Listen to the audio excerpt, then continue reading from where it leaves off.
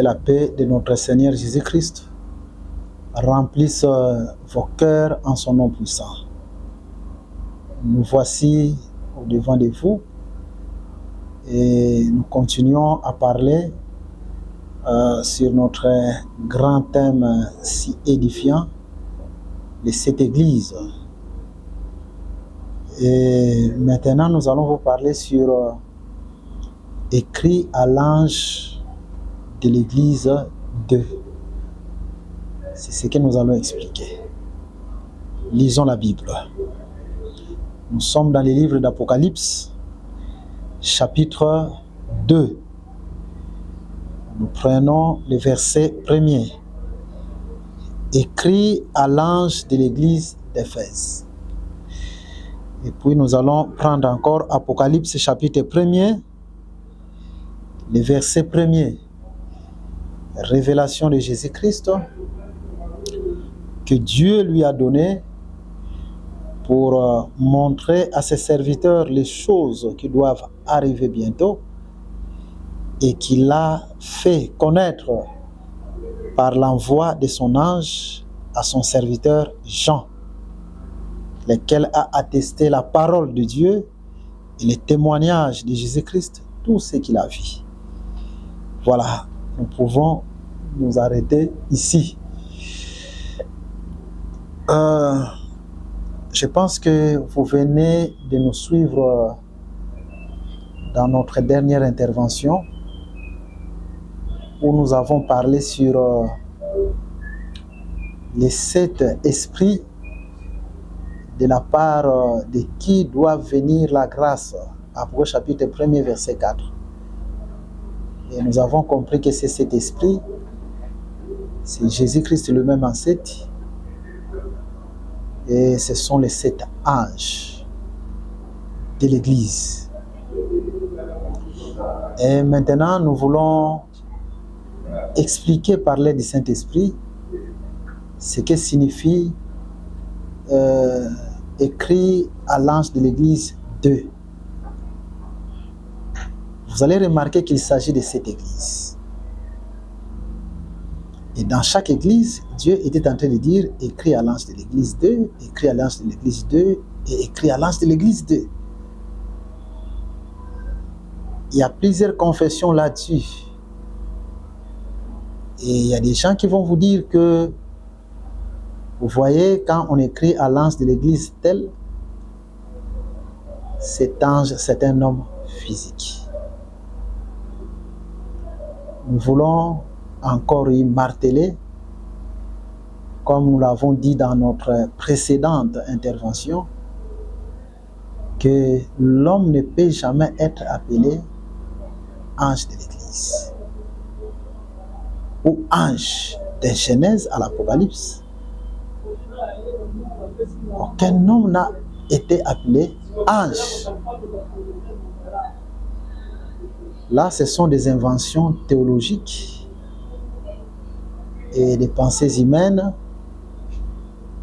qu'ils ont introduites dans plusieurs dénominations et qui ont ces confessions fausses non conformes à la Bible.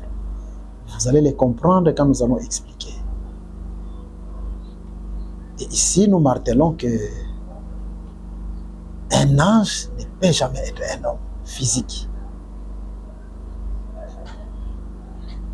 Voilà. Je prends quelques versets. Je suis dans les livres de Hébreux, chapitre 1er. Et là, nous prenons le verset 13. Et auquel des anges a-t-il jamais dit, assieds-toi à ma droite, jusqu'à ce que je fasse de tes ennemis ton marchepied? Ne sont-ils pas tous des esprits au service de Dieu? Voilà. Dieu définit un ange comme étant un esprit à son service. Or, nous avons des corps physiques et non des corps spirituels. Nous naissons des parents biologiques. Mais un ange, c'est un esprit qui a été créé par les dieux vivants, qui ne vient pas par la naissance physique. La Bible est claire qu'un ange, c'est un esprit. Donc, par rapport à ces versets, aucun homme ne peut être appelé ange. Je vous prends une autre écriture.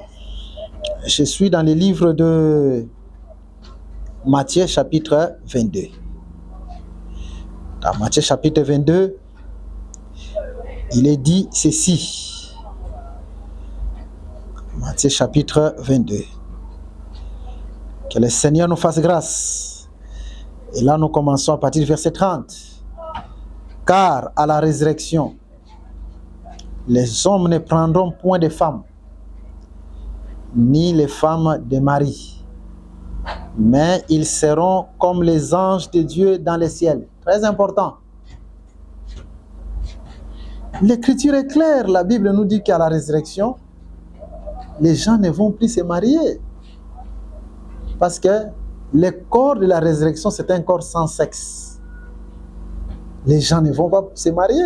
C'est un corps spirituel. Quand nous allons quitter ce corps et que nous porterons un autre corps. Parce que la Bible nous déclare dans le livre de 1 Thessaloniciens chapitre 4 qu'à la résurrection des morts, tous nous serons changés. C'est-à-dire, nous allons changer ce corps. Ça, c'est un corps qui a le sexe masculin ou féminin. Mais nous porterons des corps sans sexe, des corps spirituels. Et la Bible nous déclare que nous serons semblables à des anges. C'est-à-dire, un ange a un autre corps que celui-ci. Un ange ne peut pas être un homme. Un humain. Il a un autre corps. Parce que la Bible dit, à la résurrection, nous serons semblables des anges. Et nous ne prendrons pas de femmes ni des hommes parce que nous serons sans sexe. Cela veut dire qu'un ange ne peut pas se marier. Quand vous voyez quelqu'un qui s'appelle ange de son église, soi-disant de son église, mais il a une femme, il a des enfants, sachez que c'est une fausse doctrine par rapport à cette écriture. C'est très important. Vous voyez? Et la confusion que les gens ont, c'est Genèse chapitre 18. Dieu, avec deux autres anges qui se présentent dans la maison d'Abraham, la Bible dit 3 hommes. Et là, on va vous dire, vous voyez, Dieu c'est un homme, les anges aussi ce sont des hommes. Non! Un corps spirituel, c'est un corps qui peut prendre une certaine forme. En grec, on appelle ça la parousie, qui peut se manifester, prendre une forme humaine, mais ce n'est pas un homme. C'est un corps spirituel, mais qui peut se manifester, prendre une forme, mais ce n'est pas un homme. Parce que quand on appelait Dieu dans Genèse chapitre 18 et les 2 anges hommes, mais allez vous poser la question, ces hommes-là, qui sont leurs parents? Non! Ce sont des corps spirituels, mais qui pouvaient prendre des formes et se manifester, comme Jésus après la résurrection. Il a un corps spirituel, mais quand il se manifeste devant Paul, il se manifeste sous forme d'une lumière, parce que le corps spirituel peut prendre plusieurs formes. Voilà la confusion. Donc, un ange n'a ni os, ni chair, et un ange n'est pas un humain. Vous voyez? Et là, nous prenons une autre écriture, Apocalypse, chapitre 1er, et nous prenons le verset 20. Les mystères de cet esprit que tu as vu dans ma main droite et de cet chandelier d'or. Les 7 étoiles sont les anges de cette église. Voilà, écrit à l'ange D. Les 7 étoiles sont les anges de cette église. Et les 7 chandeliers sont les 7 églises. Voilà, il y a un mystère. Ici, nous voyons 7 étoiles identifiées aux 7 anges de cette église, mais qui sont dans la main droite de Dieu. À la création, Dieu devait d'abord créer les cieux, et au 4e jour, il prend les étoiles, la lune et le soleil, il les place au ciel. Et ici, la Bible nous démontre que les 7 étoiles, au lieu d'être placées au ciel, mais les 7 étoiles sont dans la main droite de Dieu. C'est pour dire que la main droite de Dieu, c'est le ciel. Donc, d'une autre manière, dans la Bible, quand on nous parle du ciel, le ciel, c'est la main droite de Dieu. Et quand vous voyez de même dans les livres d'Apocalypse chapitre 5,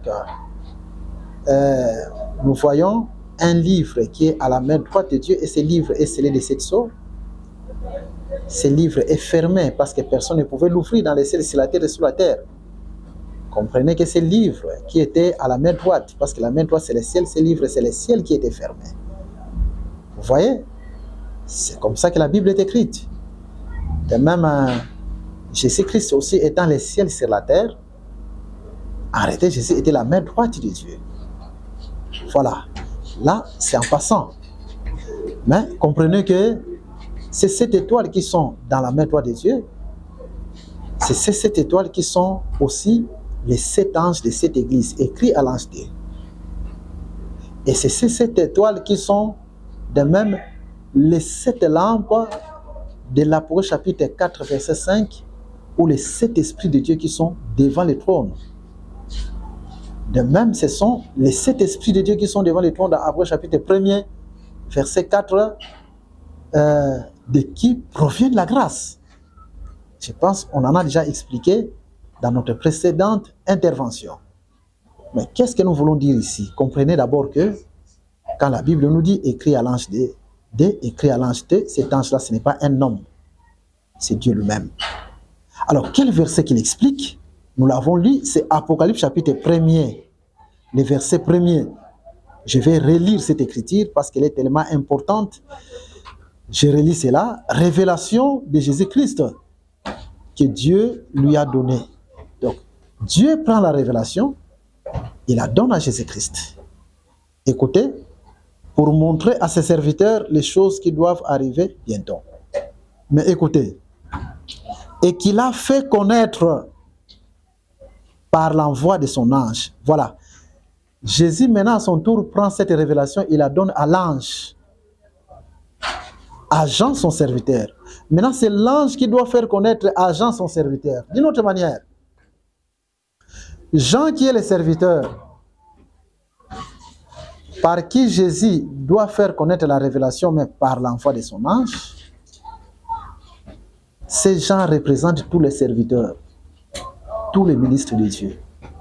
D'une autre manière, quand la Bible nous dit que la révélation de ce que Dieu lui a donné, et Jésus doit la faire connaître à ses serviteurs, Jésus ne la fait pas connaître à ses serviteurs du coup. Non.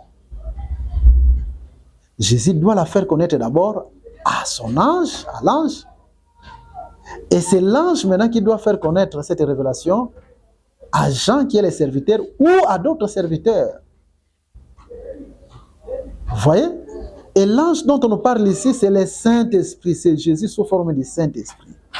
Donc, Jésus sous forme du Saint-Esprit, c'est l'ange de l'Église. Dieu a pris la révélation, il a donné à Jésus-Christ.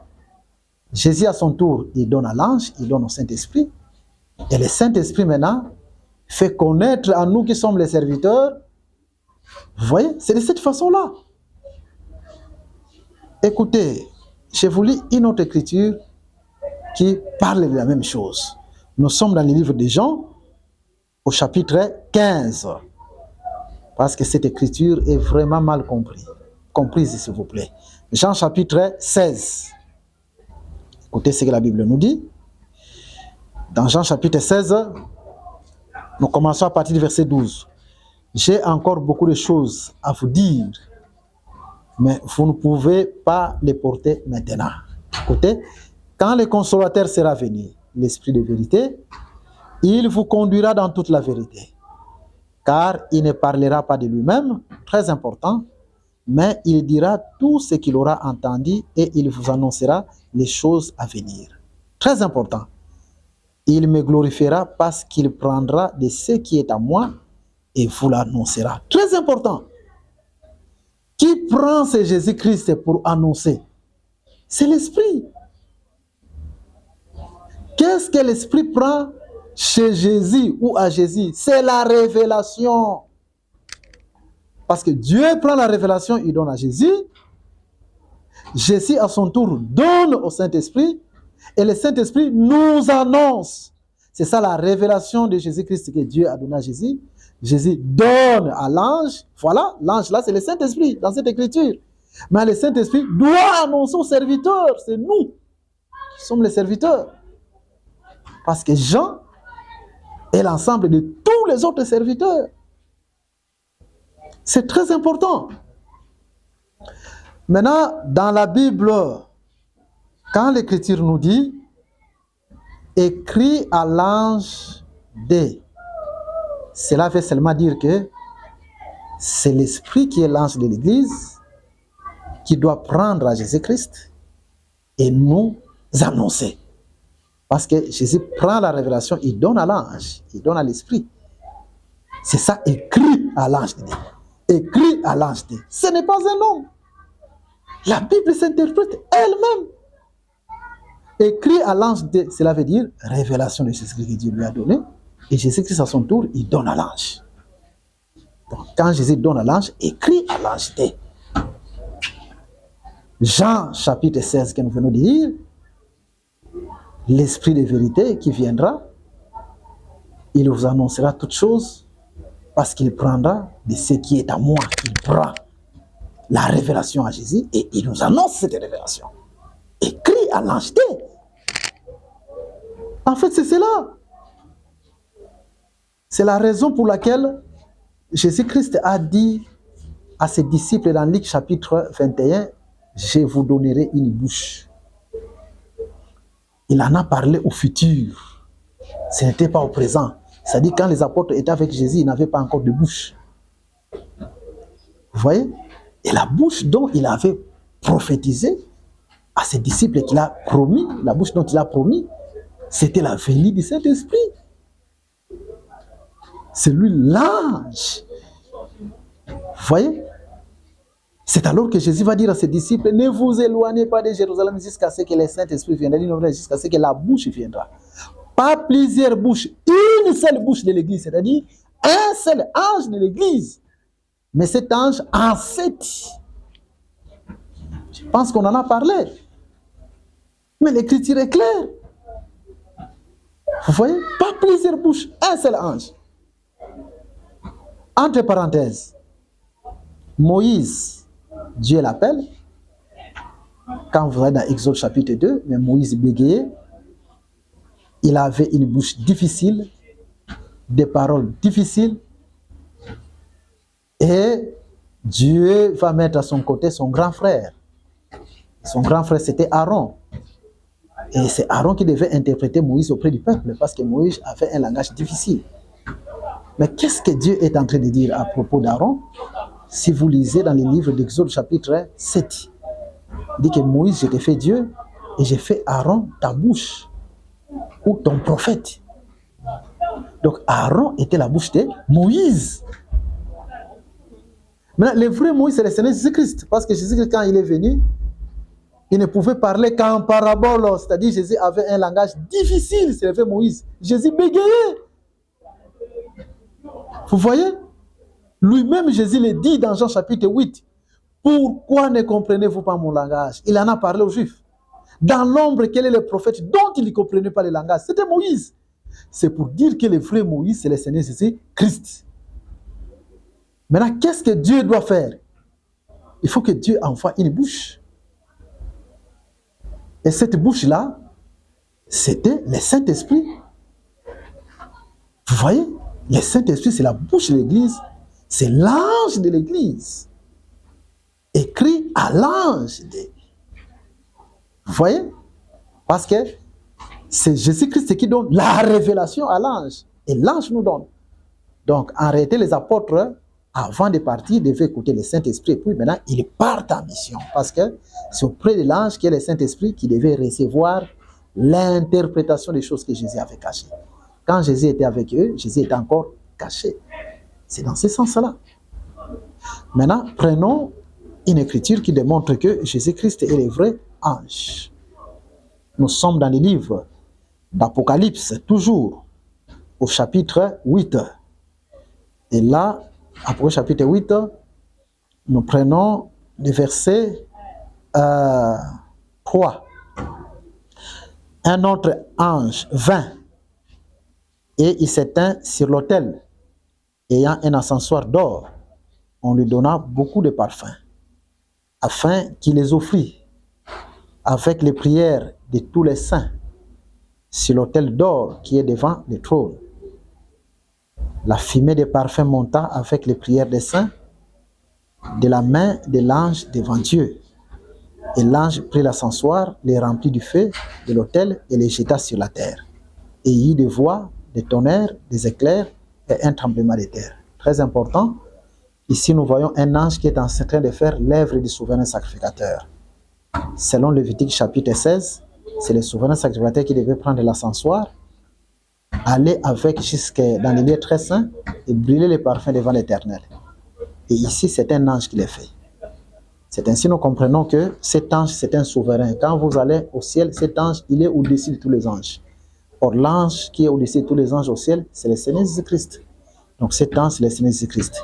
Ainsi, si vous lisez le livre des Hébreux chapitre 4, vous allez comprendre que Jésus-Christ, c'est lui le souverain sacrificateur qui a traversé les tabernacles, qui n'est pas fait de main d'homme, qui a traversé les cieux. C'est ce que l'Écriture dit. C'est lui le véritable souverain sacrificateur de cette alliance-ci. Et c'est celui qui brille les parfums. Et ici, on dit que c'est l'ange. Ainsi, nous comprenons aujourd'hui Jésus est l'ange de son Église. Et dans la Bible, l'ange n'a ni os ni chair. Là, si vous allez dans le livre de Luc chapitre 24, vous voyez, l'ange n'a ni os ni chair. Vous voyez?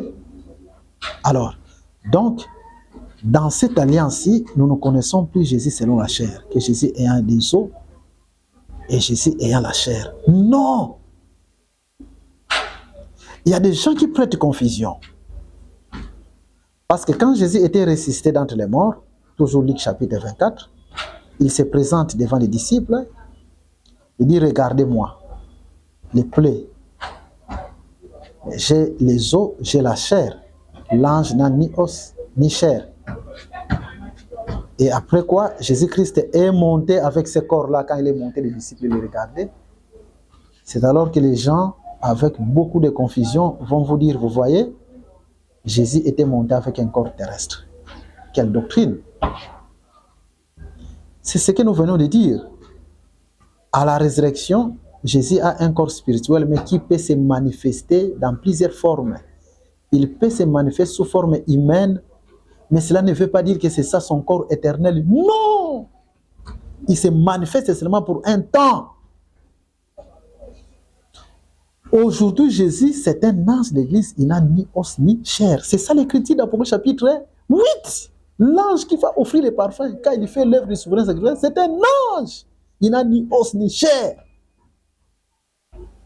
Et quand Jésus-Christ était monté là, quand Jésus-Christ était monté, vous allez remarquer quand il montait dans Actes des Apôtres chapitre 1er et que les disciples étaient en train de regarder au ciel, la Bible nous déclare il nuée déroba ce corps-là. C'est pour dire que Jésus n'est pas rentré à l'éternité avec ce corps par lequel il est monté. La nuée a effacé ce corps. Et aujourd'hui, il faut prêcher un évangile dont nous pouvons convaincre même les astronautes, les hommes intelligents, parce que même Paul l'a dit, il faut que j'aille prêcher même les hommes intelligents. Il y a des prédications qui sont en train de rendre incrédibles les hommes intelligents, les astronautes. Parce que si tu vas chez un astronaute, il va te dire non, moi j'ai sillonné le firmament, j'ai sillonné les cieux. Là, il n'y a pas d'éternité. Ils sont arrivés jusqu'au niveau de la ligne. Vous croyez quand Jésus montait là, les ciels dont il montait, c'est les ciels physiques? Non. Parce que ces ciels-là, les astronautes en ont monté, ils sont allés même loin, jusqu'à la ligne. D'ailleurs, si tu arrives à la ligne, tu vas retrouver que la Terre, la planète Terre est au-dessus de toi. Mais c'est ça. Jésus-Christ, quand il montait avec ce corps-là, ce corps a été effacé par la nuée pour qu'il revête un corps spirituel, parce qu'il y a une barrière entre l'éternité et le monde physique. C'est comme nous, c'est en quittant ce corps qui est une barrière pour que nous arrivions à l'éternité. Quand nous quittons ce corps physique, c'est là que nous arrivons à l'éternité. Ce corps, c'est une barrière. Quand Jésus-Christ aussi montait avec ce corps-là, c'était une barrière pour qu'il arrive à l'éternité. il faut que la nuée efface ses corps et puis directement il entre dans l'éternité. Cela ne veut pas dire qu'il était monté au ciel physique. Non! Les astronautes vont te prendre du moins sérieux un faux évangile et tu vas les rendre encore incrédules parce qu'ils sont arrivés partout là. La nuée est venue seulement effacer ces corps-là dont Jésus avait utilisé pour monter, pour qu'il prenne un corps spirituel invisible qui doit lui permettre d'entrer dans l'éternité. De même que nous, il faut qu'on quitte ces corps d'abord, comme Paul l'a dit. Avec ces corps, nous sommes loin du Seigneur, mais quand on les quitte, nous prenons un autre corps, nous entrons directement vers l'éternité. Mais c'est comme ça que les choses sont écrites. Voilà, beaucoup de faussetés sont tentées même dans les églises. Vous voyez? Alors, ainsi nous comprenons que Jésus aujourd'hui a quitté le corps qu'il a utilisé pour monter, mais il a pris un corps qui est l'ange de l'Église. Aujourd'hui, un corps spirituel. Et il fait l'œuvre du souverain sacrificateur avec ce corps. C'est lui l'ange de l'Église, l'ange en 7 parce qu'il y a 7 églises. Dans notre première intervention, si j'ai une bonne mémoire, nous avons parlé sur le chiffre 7. Pourquoi cette église? Entrez toujours dans notre chaîne YouTube et vous allez comprendre toutes ces choses-là. Et voilà pourquoi nous disons que Jésus vous bénisse et que trouvez grâce à ses yeux. Trouvez grâce à ses yeux et que par cet enseignement, que beaucoup de choses vous soient ouvertes. Donc comprenez que quand la Bible nous parle de 7 anges écrits à l'ange 2, c'est la révélation de Jésus-Christ. Dieu lui a donné et lui, il donne à l'ange. Cet ange-là, c'est l'Esprit. Donc c'est ça écrit à. Nous tous, les serviteurs, nous puisions ce que nous annonçons au Saint-Esprit. Ouais, c'est poussé par l'Esprit que les hommes ont parlé la part de Dieu. Et aujourd'hui, comprenez que Jésus se présente sous forme de l'ange de l'Église, c'est-à-dire Esprit. Après la résurrection, Jésus est Esprit. C'est ça les 7 esprits qui sont devant les trônes. Je pense que dans notre précédente intervention, nous allons expliquer pourquoi les langages devant les trônes. Que Jésus vous bénisse et soyez bénis et que vous trouvez grâce à ses yeux. Au nom de Jésus, nous prions ainsi. Amen.